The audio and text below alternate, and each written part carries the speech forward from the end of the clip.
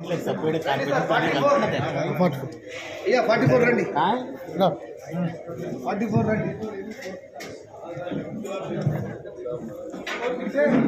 అయ్యా 56 है 56 44 सर 12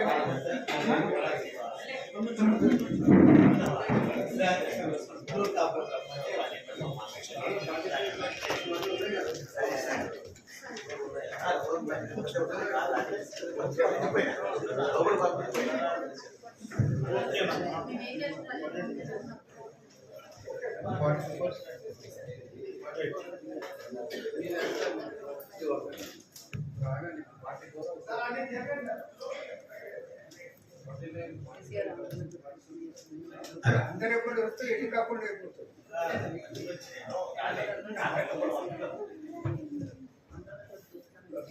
మొదటిగా అందరికీ బీసీ కమిషన్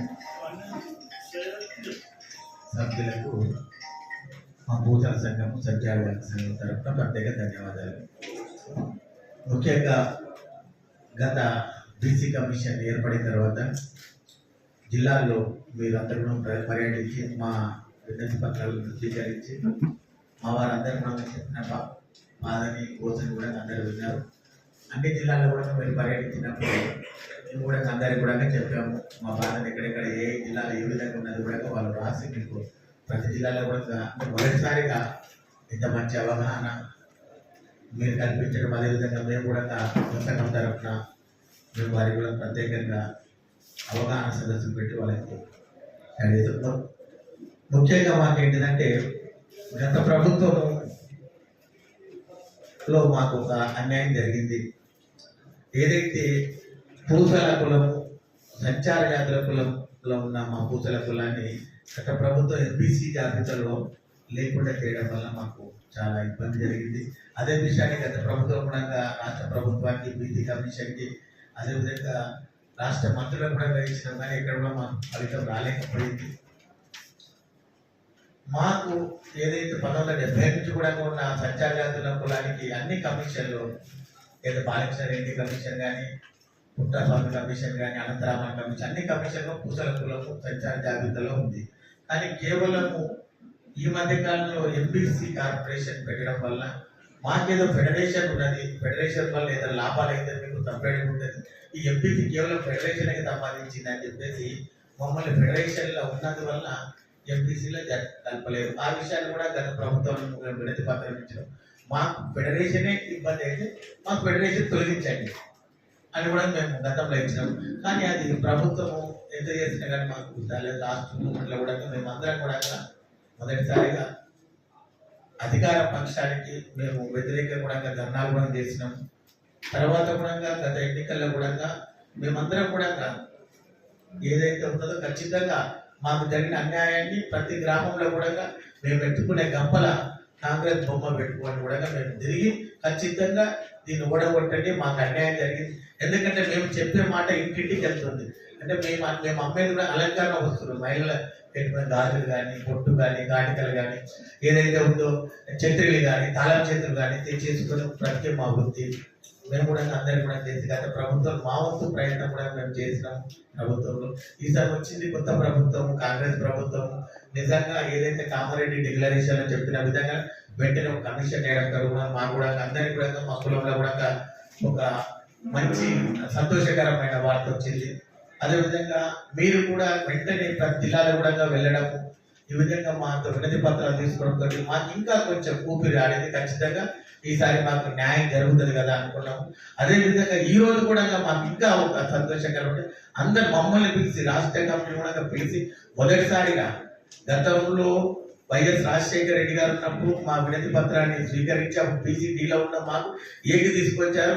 ప్రతి ఇంట్లో కూడా వారి బొమ్మ మా ఇంట్లో ఉంటుంది. ఎందుకంటే మా కులదేవతలు ఏ విధంగా మేము ఆరాధిస్తాము, మాకు న్యాయం చేసిన వాళ్ళు ఖచ్చితంగా కూడా ఆ రోజు మాకు ఏదైతే దావల బాలసుబ్రహ్మణ్యం గారి కమిషన్లో బీసీఏ మాకు వచ్చింది. దాన్ని మేము ఇప్పటికి కూడా వాళ్ళ ఎందుకంటే ఈరోజు మాకు డాక్టర్ సీట్లు కానీ ప్రమోషన్లు, అదేవిధంగా ఇప్పుడు ఎంపీసీ లేకపోవడం కాకుండా అదే ఎంపీసీ లిస్ట్ కేంద్ర ప్రభుత్వం మాకు పంపడం వల్ల అక్కడ కూడా మాకు ఏమైనా సీట్స్ అనే పథకంలా మా పేరు లేకుండా అదే పక్క రాష్ట్రమైన ఆంధ్రప్రదేశ్లో అయితే వారికి ప్రభుత్వం ఏం చేసింది, ఎంపీసీ లిస్ట్ పంపకుండా డిఎన్టీ లిస్ట్ పంపించింది. ఆ డిఎన్టీ లిస్ట్ లో పూసలు అవుతుంది. అక్కడ ఆంధ్రప్రదేశ్ మాత్రం డిఎన్టీ లిస్ట్ ఉంది, మా దగ్గర తెలంగాణ మాత్రం లేకపోవడం ఎందుకంటే అంత దురదృష్టకరమైన పరిస్థితి. గత ప్రభుత్వంలో కమిషన్ చేసిందా లేకపోతే ప్రభుత్వం చేసిందా బీసీ వెల్ఫేర్ చేసింది మాకు తెలియదు. మాకు మాత్రం మొత్తం మీద అన్యాయం జరిగింది. అది ఇప్పుడు మాత్రం మీ అందరి కూడా మేము ఒకటే విన్నపించుకుంటున్నాము. ఎందుకంటే దానివల్ల మేము ఎంతో కోల్పోతున్నాం. ఈరోజు ఎంపీసీలో లేకపోవడం వల్ల ఎంపీసీలో ఉన్న వారికి ఎలాంటి ఎగ్జామ్స్ లేకుండా కేవలం అటెండ్ అయినా కానీ వారికి సీట్లు ఇవ్వడం జరుగుతుంది.